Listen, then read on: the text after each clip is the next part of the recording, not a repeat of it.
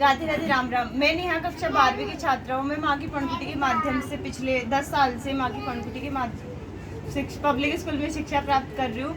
मैं आपके सामने अपनी गोवर्धन बाबा की यात्रा का जो मैंने लिखा था वो प्रस्तुत करने जा रही हूँ, सुनाने जा रही हूँ।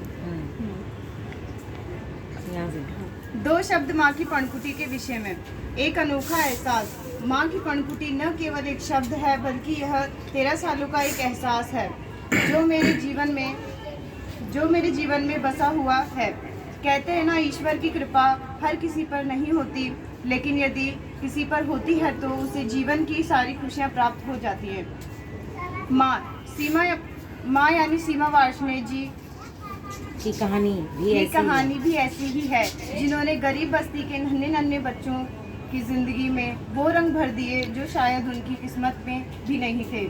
माँ ने अपनी ज़िंदगी के 13 साल बस्ती के बच्चों पर लगा दिए, क्योंकि उन्हें छोटे बच्चे इतने पसंद हैं कि वह कुछ नहीं देखती, बल्कि उनके बालपन पर ही उन्हें प्यार करती हैं।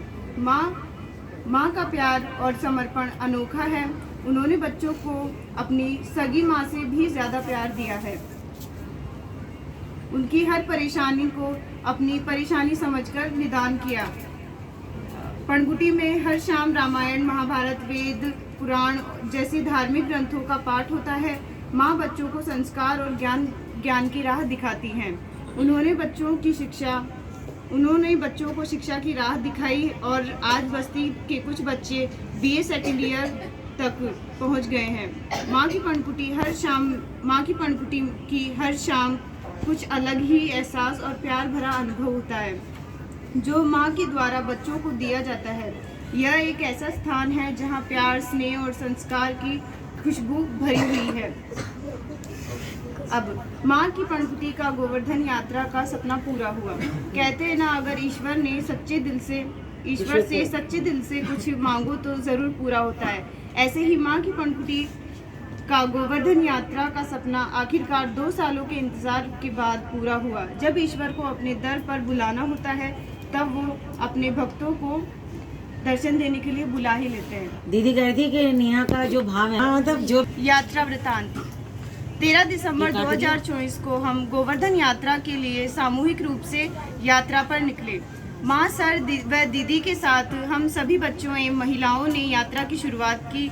माँ ने गणेश जी के भजन के साथ जयपुर से गोवर्धन की यात्रा का आरंभ किया।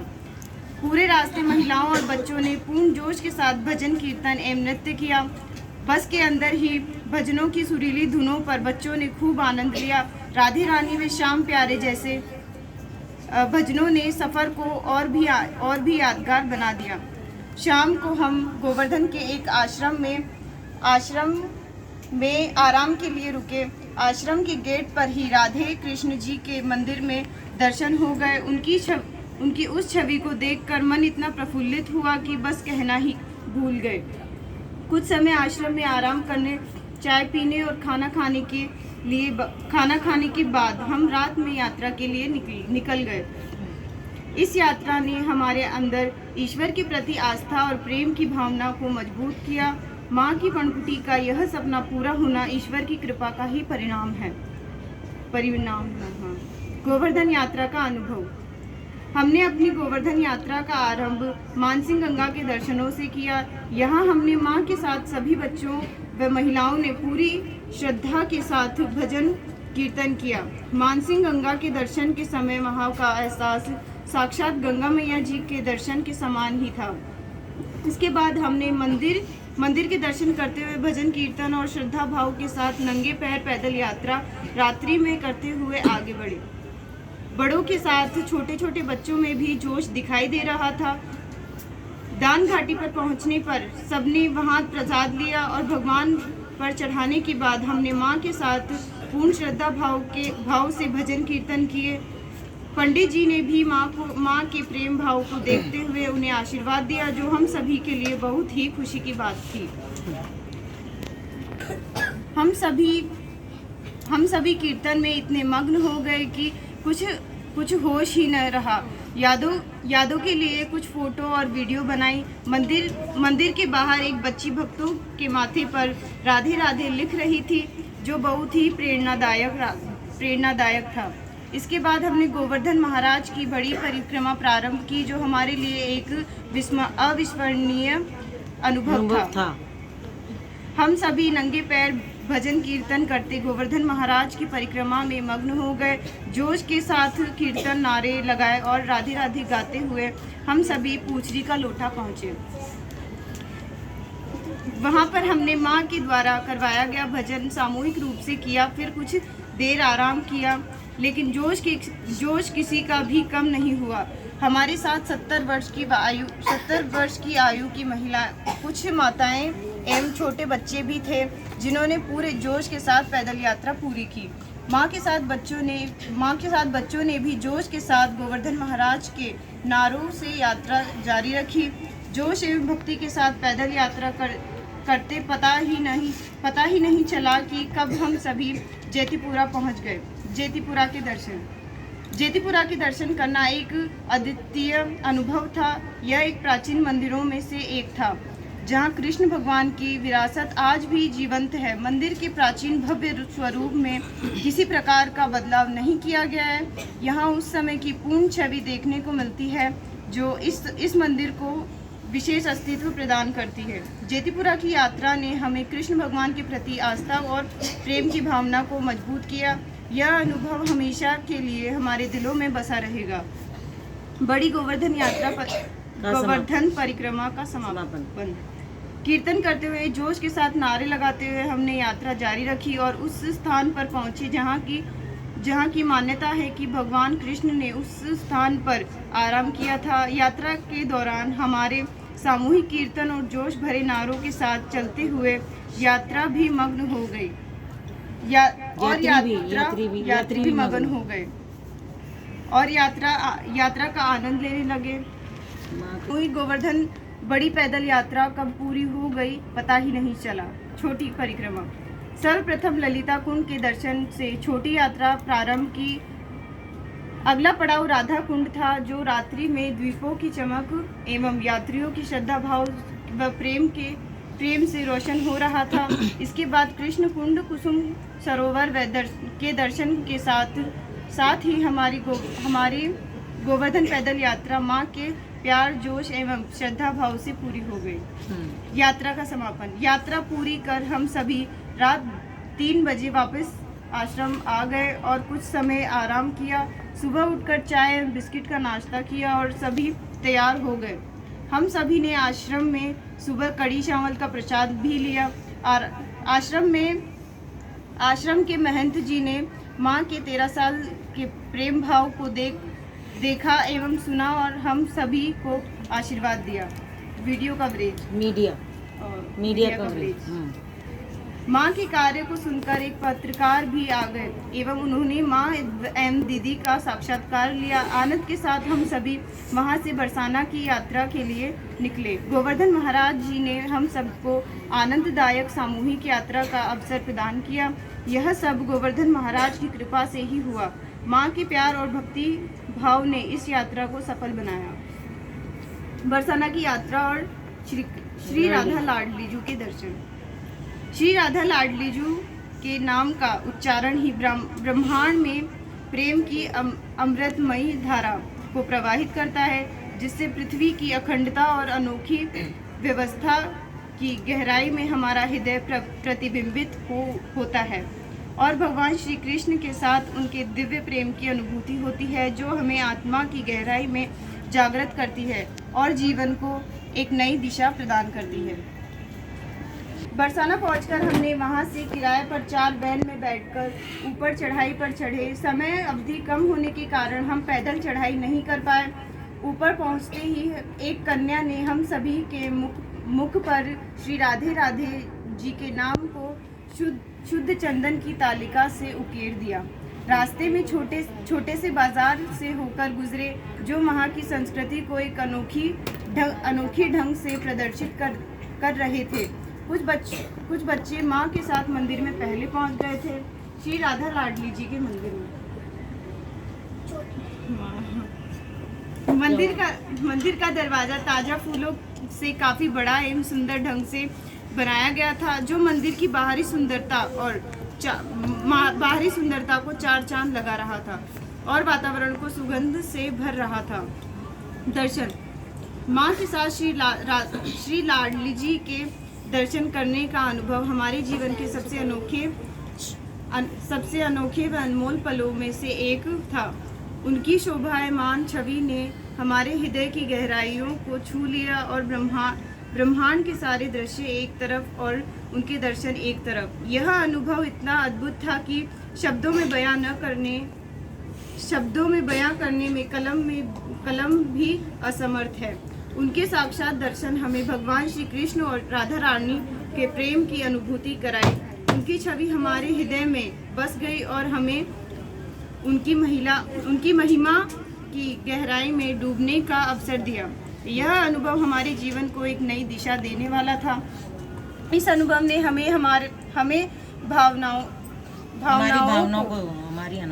हमारी भावनाओं को झकझोर दिया, आत्मा को जागृत किया और हमें उनकी महिमा की गहराई में डूबने का अवसर प्रदान किया। यह यात्रा माँ के बिना संभव नहीं थी और हमें उनके प्यार और समर्थन के लिए हमेशा आभारी रहेंगे। हमें साक्षात राधा रानी जी के मनोहारी दर्शन हुए जो शायद हमारी किस्मत में माँ के बिना कभी संभव नहीं हो पाते। श्री राधा लाडली जी अपने स्थान पर इतनी सौंदर्य से परिपूर्ण संपूर्ण जगत के प्रेम को मुख पर लिए अपने श्रृंगार से किसी का भी मन मोह लेने वाली छवि के साथ खड़ी हुई थी। श्री राधा लाडली जी के दर्शन कर पता ही नहीं क्या हुआ, हृदय में एक अनोखा एहसास पैदा हो गया जो बयां करना मुश्किल है, लेकिन मन में स्थिरता, आंखों में पानी और सांसों में एक अनोखी शांति व अनुभव हुआ। उस पल को शब्दों में बयां करना असंभव है, लेकिन वह अनुभव मेरे हृदय में हमेशा के लिए समाहित हो गया। हम कुछ बच्चों की जिंदगी के तो बारे न्यारे हो गए। जिंदगी के यह दर्शन जो माँ के साथ हमने किए कभी नहीं भूल पाएंगे। वह क्षण हमारे लिए संपूर्ण जगत के प्रत्येक क्षणों से भी भिन्न थे, जैसे कि वह समय ठहर गया हो और बस हम श्री लाडली जी को ही निहार रहे हों। वह अपने स्थान से सुसज्जित हमें जीवन की सुंदरता को प्रदर्शित कर रही थी। जो व्यक्ति श्री राधा जी का आशीष पा लेता है, उसे संसार में कुछ पाने की इच्छा रखने की आवश्यकता ही नहीं पड़ती कभी। मंदिर में भक्तों की इतनी तादाद थी कि पैर रखने की जगह नहीं थी। हमने माँ के साथ धूप ली और माँ ने दीदी और सभी बच्चों के हाथ लगवाकर भेंट दान पात्र में चढ़ा दिए। कुछ समय बाद सर व अन्य बच्चों के साथ मंदिर में आ गए। सभी ने मिलकर लाडली जी के भव्य दर्शन का आनंद लिया। कीर्तन और नारों ने मंदिर के भव्य स्वरूप और अधिक भव्य बना दिया और मंदिर के अन्य भक्तों को अपनी ओर आकर्षित किया। समय का पता ही नहीं चला, जिसकी सुंदरता को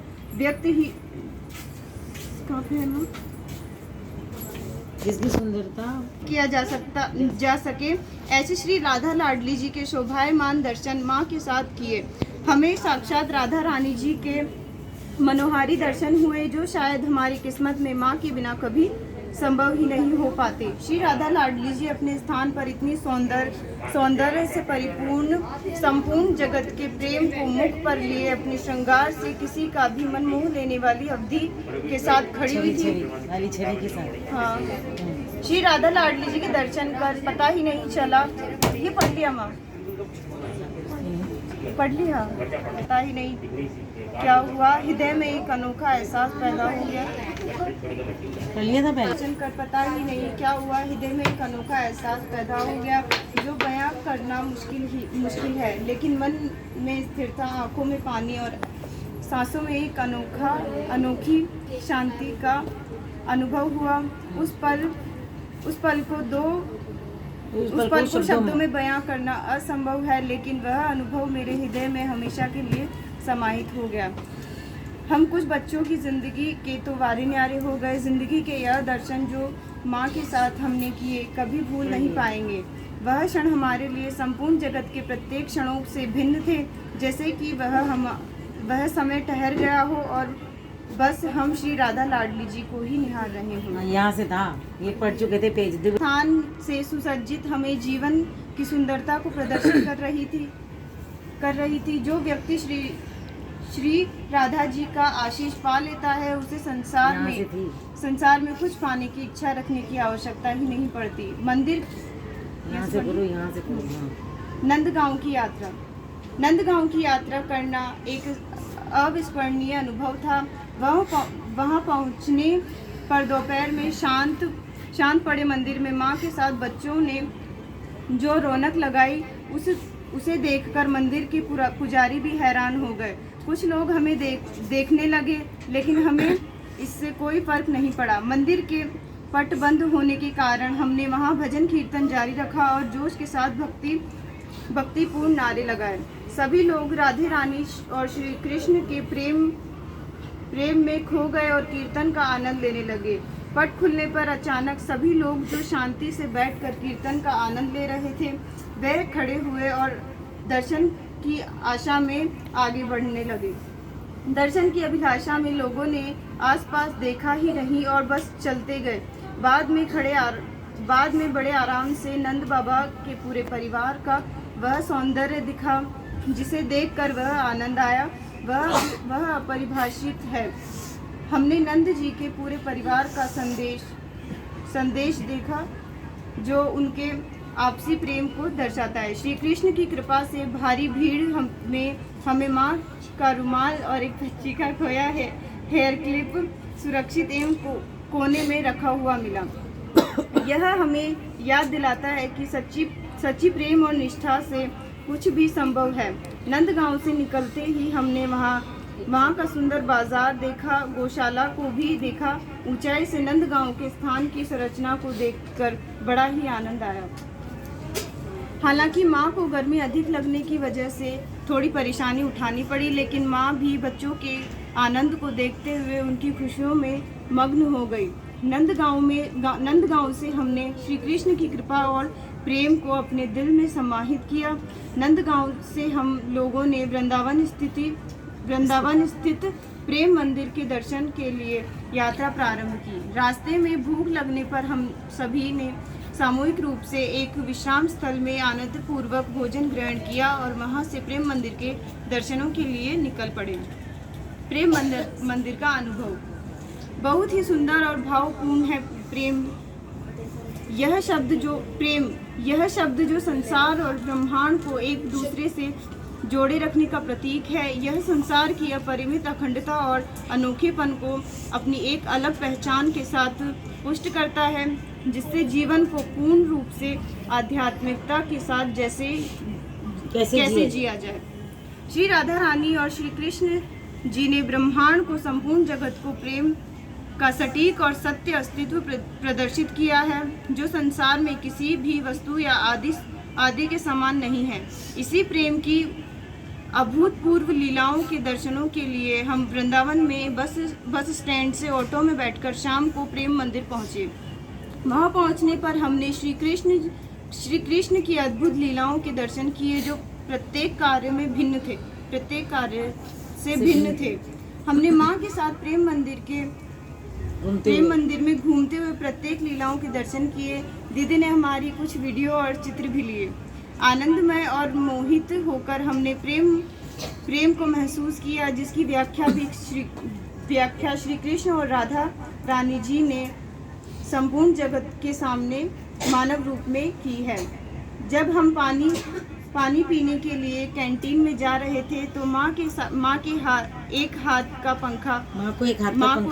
का पंखा मिला, जो स्वयं श्री राधे और श्री कृष्ण जी के आशीर्वाद के समान ही था। क्योंकि माँ को थायराइड रोग होने के कारण भीषण गर्मी की परेशानी हो